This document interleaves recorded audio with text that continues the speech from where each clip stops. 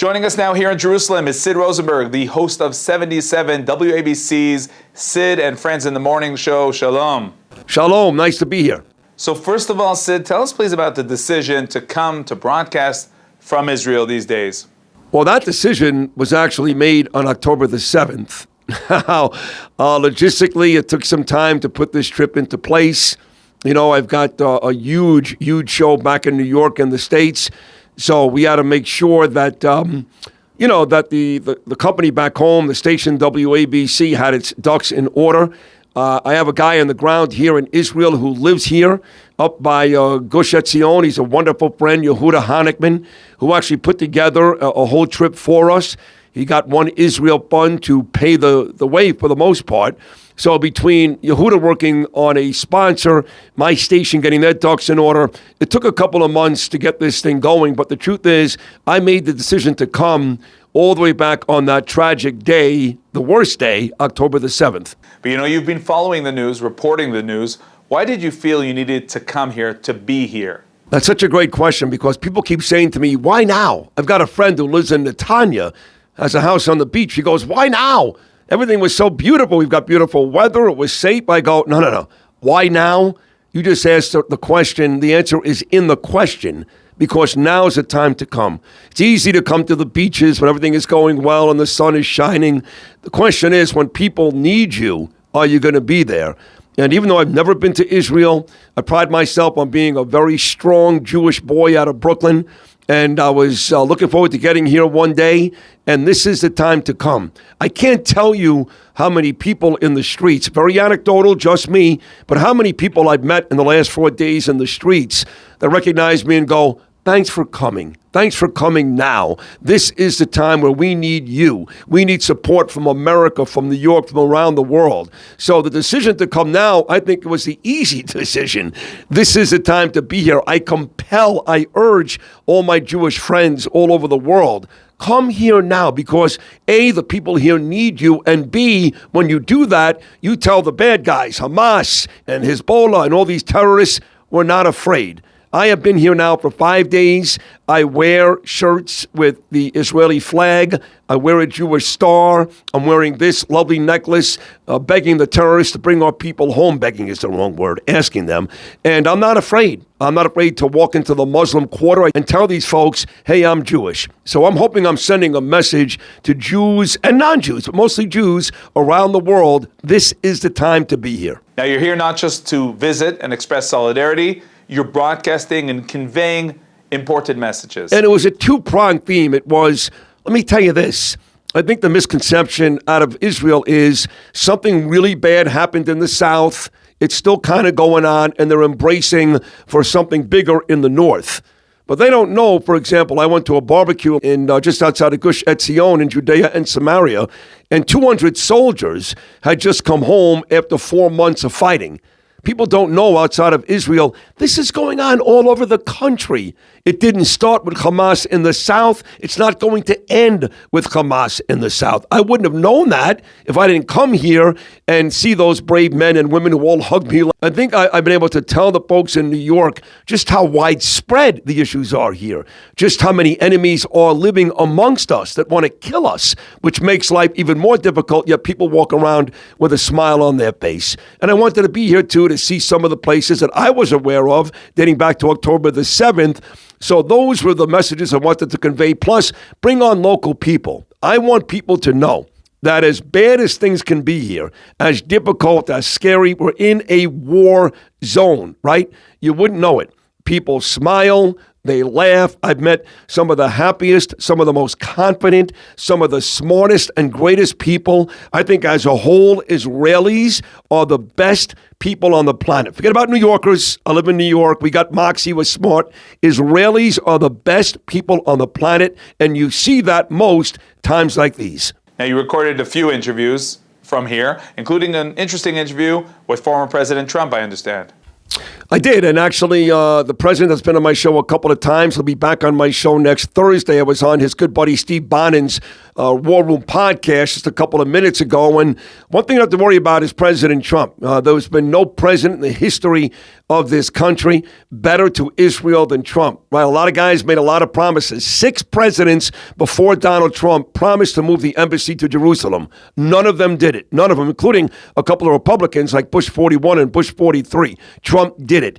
Trump recognized the Golan Heights as a part of Israel. Trump and Jared Kushner put together the Abraham Accords, peace with countries like Saudi Arabia. Trump stopped delivering pallets of cash overnight to Palestinians, which ended up in the hands of Hamas, like Obama did way too often and Biden is doing now. You've got a president right now that's got the nerve to go on television after this war started and say, I'm pro-Israel. And there's a lot of morons in America, Democrats that believe that. I know better, because you cannot be pro-Israel and at the same time be part of 2 administrations that did not sanction Iran, that loosened the restrictions, that got them money, $6 billion to Iran just a couple of months ago from Biden. So going back to the treaty that he made when he was in office with Obama and Kerry, the Iran deal, the last administration, to once again trying to get the Iran deal going again when he won the presidency with Kerry, all the monies and favors for Iran. He is playing for both teams. And a lot of Americans wouldn't admit that because they hate Donald Trump. They hate him. They'd rather deal with this. But if you're going to be honest about this and look at it in a rational way, and I know Israel needs America. They'll say nice things about Joe Biden. He is not a friend of Israel. You cannot be in bed with Iran like he's been in 2 administrations and claim you're a friend of Israel. I'm sorry. That's bullshizzle. So you're saying there's no question who Israel should prefer in the White House? Well, there's no question. I mean, look, I'm not a one-issue voting type of guy. I've got issues back in the United States that only Donald Trump can fix. And there's other issues around the world that only Donald Trump can fix. The Chinese, the Russians, all these things going on, Russia, Ukraine.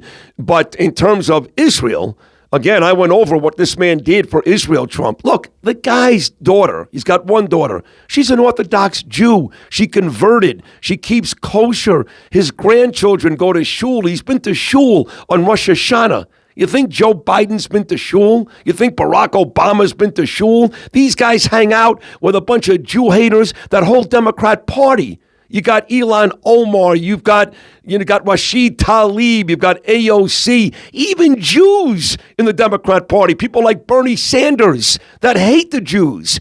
If you are an Israeli, if you're a Jew anywhere around the world and you don't vote for Donald Trump, in my opinion, you're a disgrace. But during the days after the October 7th attack, many here were praising the special personal friendship with President Biden.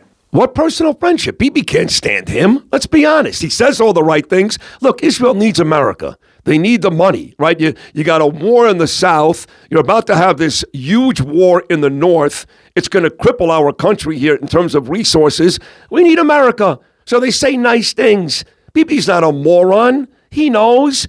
Again, you cannot be friends with Iran, okay, who is funding the Houthis and funding Hamas and all the terrorist groups around the world. All comes from Iran, and America in between, before and after the Trump organization, Obama and Biden have basically befriended that country. Again, loosened sanctions, loosened restrictions, gave them money, terrible hostage swap. So yes, what I'm telling you is, you can say it, I love Israel, I'm here for Israel, but actions speak louder than words, and clearly Joe Biden is playing for both teams.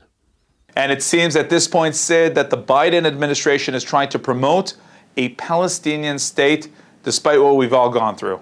That's not going to happen, because Bibi's not going to allow that to happen. And when Bibi unfortunately has to leave, because the truth is he blew it. He blew it. I love Netanyahu. I think he's great, but he blew it. October 7th, he can't live that. He's going to be done, okay?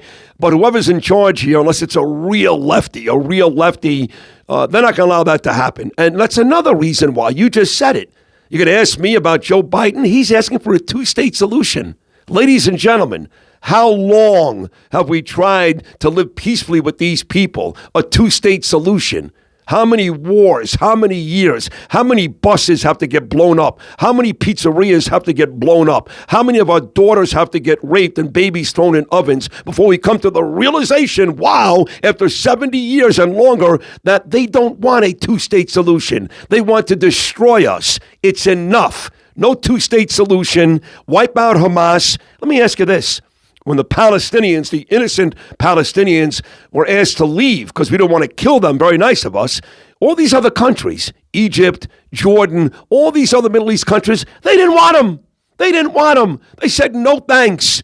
Nobody wants these people. Enough with the two-state solution. We've tried it, and time again, they've proven they don't care. It's not about land. They want dead Jews. And that brings us back to the United States, to anti-Semitism in the United States. Are you feeling it as well? It's horrible. You know, I mean, I live in New York, and we've got pro-Palestinian rallies just about every night. You know, I remember the day after the first call for the Jihad Friday, which was, 6 days after those vicious October 7th attacks, there was a pro-Palestinian rally in Bay Ridge, Brooklyn. They drew 6,000 people. I hosted an effort outside of Cooper Union by New York University, and I got 40 people. So they've been outnumbering us for quite some time. And now they're at the point where they're blocking bridges, they're blocking tunnels. I was warned last Saturday when I left after Shabbos to fly here to get there early because pro-Palestinians are making sure that flights like El Al can't take off to Israel by blocking the passengers' way to the airport. It is unbelievable what's going on in New York. And legally, there's not much we can do about it. We arrest some of these people when they break the law, like block a bridge or block a tunnel, but they have amassed in big numbers, thousands and thousands of these lowlives that walk our streets every night. They have no idea why. We explain to them they're advocating murder, and they say, what's your proof? I can show them a video of a baby being thrown in an oven, God forbid, or a girl being raped, and they'll go, oh, you made that up. You doctored that video. So it is a very, very big problem in the United States. You saw it with the infestation of our universities.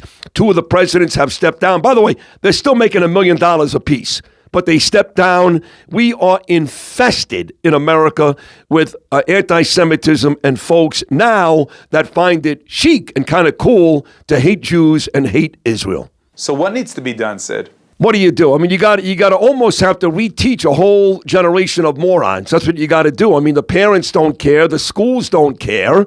So these kids don't care. It's the same thing. The same kids that are blocking the airport entrance are the same stupid kids who marched in the summer of 2020, breaking windows and setting police stations on fire for the BLM. They're looking for a cause. They believe that BLM, who of course is a Marxist terrorist organization, that was a good cause. They believe that this Palestinian effort who murder babies and rape young girls, that's a good cause. These are the same people. We're seeing them that year after year just get involved with these groups because they need to do something. And until the parents and the universities and maybe even the police start arresting more of these people, show there will be repercussions, nothing's going to change. But it does start at home. I'm not sure what these parents are doing, that these kids are going to very, very ritzy and very costly universities, and their parents think it's okay. It is grotesque.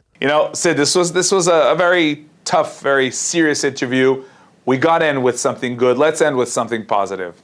Well, I'll tell you this. I will give you something positive. I've never been to Israel, and my expectations were it was going to be a special place, and I was wrong. It's not a special place. It's a very special place.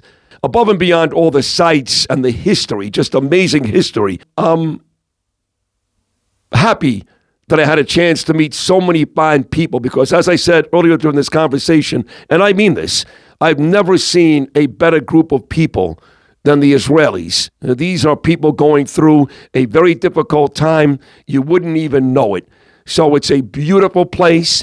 It is where the world started. I don't care what religion, I don't care what empire, it all started right here. So if you appreciate history, if you appreciate good people, if you appreciate patriotism, if you appreciate loyalty, and if you appreciate good-looking people and good food, Israel is number one in the world. Okay, Sid Rosenberg, thank you very much for joining us. Toda rabah. Thank you very much, and God bless.